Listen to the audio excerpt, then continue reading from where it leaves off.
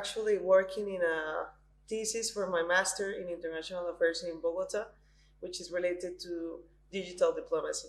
And I think this is a concept very associated to science diplomacy, which is that right now I think the diplomatic field has changed because the people are now engaging more with concerns about their societies, and right now they are able to influence and they have power because now they are connected between each other around the world. So I think science diplomacy and digital diplomacy as well are very connected because they are both fields where people can try and tackle specific problems within societies, within different countries, but using tools outside traditional diplomacy, which is, for instance, research or understanding of emerging technologies and their effect in individual problems or in global action problems.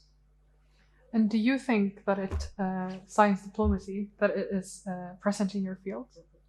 I think so, yeah, because, well, I am an economist, so I think science diplomacy is a way to try and identify common problems. So in a field of economics, I think, for instance, I think different countries can have equal issues regarding inflation rates, or I don't know, the identification of why a country is not growing. So if you can find a researcher doing this in Colombia, and you can find a researcher doing this at the UK at the same time, and to the exchange of this knowledge between these two actors, maybe you'll find common solutions, or maybe you'll find uh, contradictions as well. At the end of the day, if you're able to make these two scientists to try and communicate, you will find a broader perspective to try and accomplish something. So, And yeah. can you think of a situation where you were either a part of or saw a process where it was being used as a tool? Okay, so yeah, actually, well, I think in this at this specific moment where I'm taking part of Shaping Horizons, with my group, we're discussing an environmental problem, and I think through the knowledge that we all have from different countries, from different backgrounds, it's only through a space like this, which is definitely a science diplomacy space. This is when we are trying to this is when we are able to try and determine solutions for common problems. I mean, we pretty much, maybe the features of each of our regions are different, but at the same time we have a major problem which is pretty much the same. So right now I think that we are being able to find a project which ultimately will help us all to solutionate particular problems, but through the exchange of the things that we know, and this is all allowed because of science diplomacy. And in your view, what are the social challenges for which international scientific collaboration and science diplomacy can be used as a tool? Well, for instance, we were discussing about migration yesterday. I think this is definitely an issue that we should try and tackle through science diplomacy, but uh, focusing this in a perspective of localization. So I think science diplomacy is good because it is a tool for practical problems. So we had this example yesterday about how UK and Latin America is facing xenophobia right now.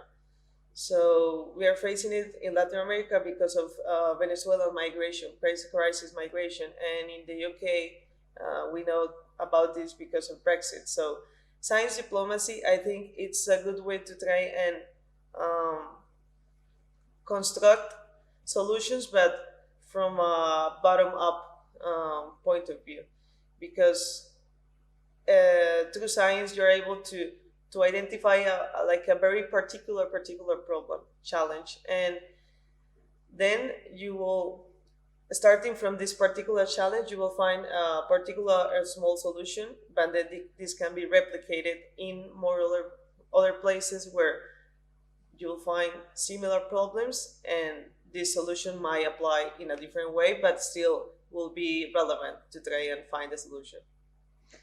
And how do you think that innovation can be used to build diplomatic relations between the UK and Latin America? So I think right now, from my point of view, I think UK and Latin America are still working in a very traditional field.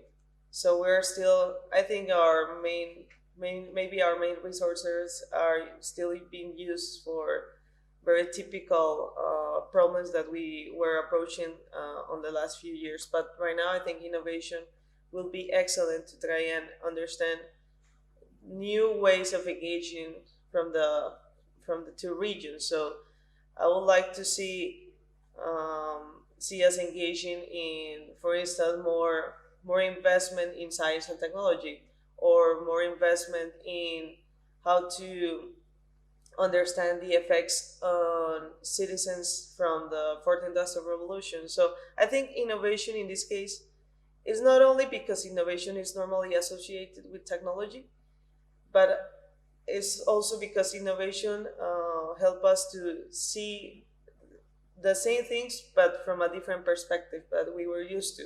So I think, because of my knowledge, that we can find brand new things to try and cooperate. And I think Latin America and the UK, they both have many things to offer that hasn't been inside the normal agenda from our diplomatic discussions. And from a more personal perspective, what was your motivation to participate in Shipping Horizons?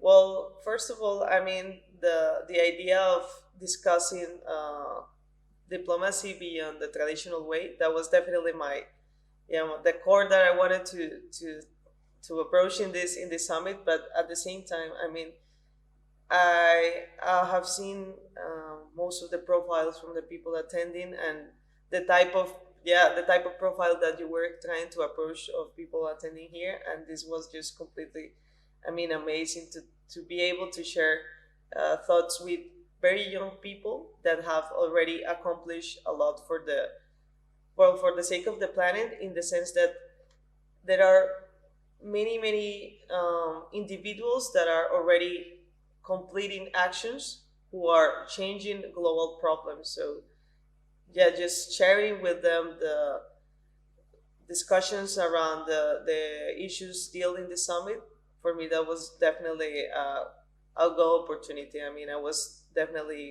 wanted to take part of this.